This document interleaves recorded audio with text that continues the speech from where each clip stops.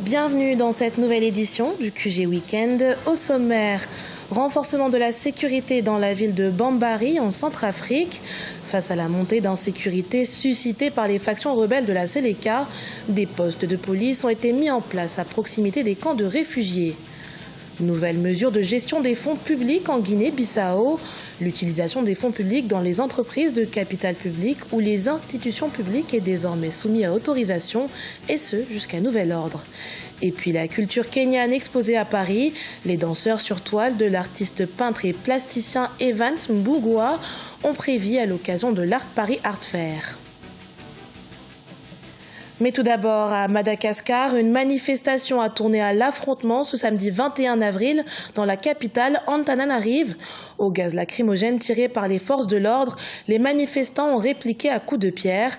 Bien que le rassemblement ait été interdit par les autorités locales, des milliers de personnes menées par l'opposition ont bravé cette interdiction pour dénoncer les nouvelles lois électorales.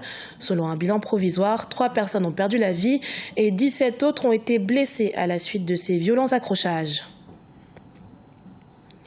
Face à la dégradation de la situation sécuritaire dans la ville centrafricaine de Bambari, causée par la résurgence des affrontements entre 2 factions rebelles de la Séléka, la police nationale, assistée par les forces de la MINUSCA, ont déployé des postes de police à proximité des camps de déplacés de la commune.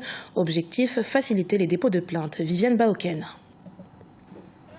Il y a quelques mois, les troubles ont fortement repris dans la localité de Bambari, au sud de la République centrafricaine. Les groupes rebelles de la Séléka s'affrontent dans la quête du territoire et le contrôle illicite des recettes fiscales. Selon les témoignages, de nombreux crimes sont enregistrés dans le camp qui abrite les réfugiés. Une situation qui a contre. Le gouvernement a multiplié les postes de police de proximité autour de cette localité. Une décision qui contribue à renforcer la sérénité chez les personnes déplacées. Parmi ces déplacés, il y a d'autres plus vulnérables que d'autres qui ne peuvent même pas se déplacer et qui ont parfois peur de dénoncer les violences dont ils sont victimes. La République centrafricaine est en proie à des violences internes depuis mars 2013, depuis que les rebelles Séléka, majoritairement musulmans, se sont emparés du pouvoir, déclenchant des représailles de la part des milices chrétiennes anti-Balaka. Nous avons pour mission d'effectuer un travail de police de proximité dans des différents sites qui entoure la ville de Bambari. Nous sommes en parfaite harmonie avec la population parce que la population, une fois en détresse, une fois en face d'un danger, automatiquement, elle se recourt à la police. Avec la présence de ces postes de police à Bambari, les réfugiés peuvent en toute quiétude déposer leur plainte, même si la peur prend le dessus quelquefois. Grâce aux actions de sensibilisation entreprises dans la foulée, les responsables locaux affirment que le nombre de plaintes reçues par la police de Bambari a fortement augmenté. Au Sénégal, le bras de fer autour de la loi de parrainage se poursuit, bien qu'elle ait déjà été adoptée par le Parlement. Arrêté puis relâché, l'ancien Premier ministre devenu président du parti Réumi, Idrissa Seck, a appelé l'opposition ainsi que la société civile à se joindre à lui pour un recours groupé autour de la Cour de la CEDEAO sur ce qu'il considère comme une violation de la Constitution. Entrée en vigueur de nouvelles réglementations sur les fonds publics en Guinée-Bissau. Leur utilisation est désormais interdite non seulement dans les entreprises publiques, mais aussi dans les institutions relevant de l'État. Plus d'explications dans ce sujet de Deogracias Podo. Selon les prévisions de la Banque africaine de développement, la croissance économique en Guinée-Bissau pourrait atteindre un taux de 5,2% en 2018 contre 5,5% enregistré en 2017. Améliorer cette prévision, c'est l'un des objectifs que se sont fixés les autorités et notamment le Premier ministre Aristide Gomez, entré en fonction lundi 16 avril et qui prend déjà un certain nombre de mesures. Dans une ordonnance en date de vendredi 20 avril 2018, le chef du gouvernement indique que l'utilisation des fonds publics dans les entreprises de capital public ou les institutions publiques est désormais interdite jusqu'à nouvel ordre, sauf dans des cas exceptionnels. Nous sommes en train de former un gouvernement inclusif qui devrait être achevé sous peu de temps. Il est impératif de prendre des mesures préventives en ce qui concerne la gestion des fonds publics, qu'ils soient situés au niveau des ministères et des secrétariats du capital public ou institutions publiques. Pour le Fonds monétaire international, le processus de relance économique en Guinée-Bissau ne pourra réussir que si tous les acteurs importants y sont impliqués.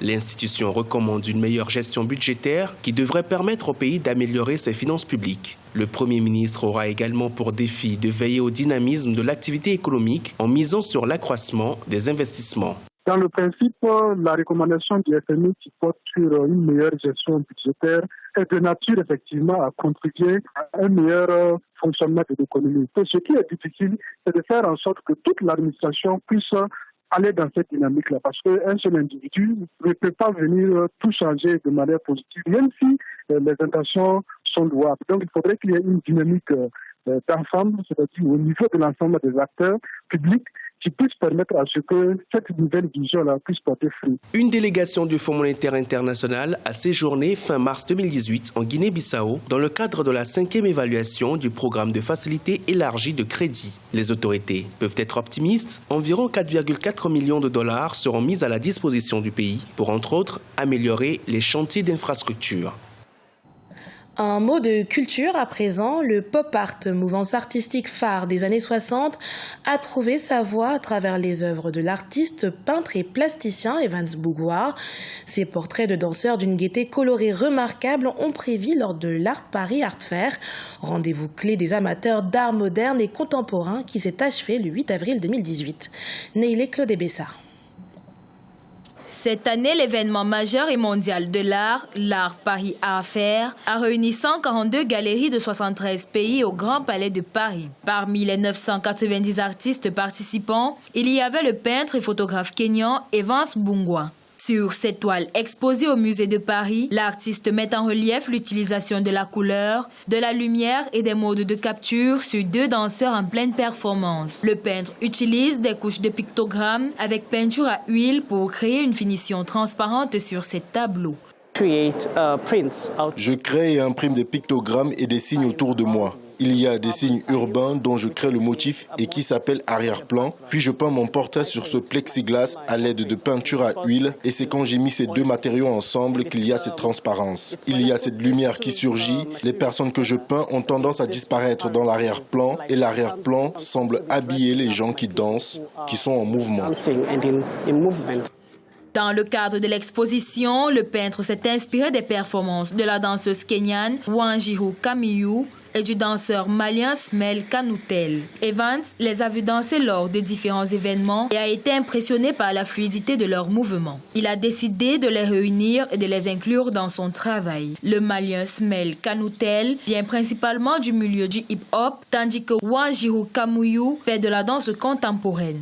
Smile, Evans et moi sommes allés dans un atelier et on a fait un peu d'improvisation. Smile et moi n'avons jamais dansé ensemble. Je suis donc allée le voir. Il est ensuite venu me voir danser pour voir nos mouvements et nos énergies sur scène. Nous sommes allés au studio et nous avons décidé de faire une improvisation structurée. C'est mieux que d'avoir beaucoup de stress du genre « Ok, nous allons chorégraphier cette étape et cette étape, juste avoir quelque chose de légèrement structuré et puis s'amuser. » So pretty much I look at it like the photo shoot coming alive.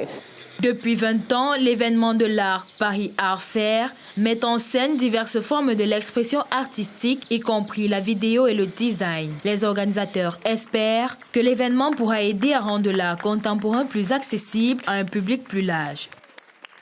Ce journal a été préparé par l'ensemble de la rédaction. Merci pour votre fidélité. Dans un instant, une nouvelle édition de l'actualité sur Africa 24.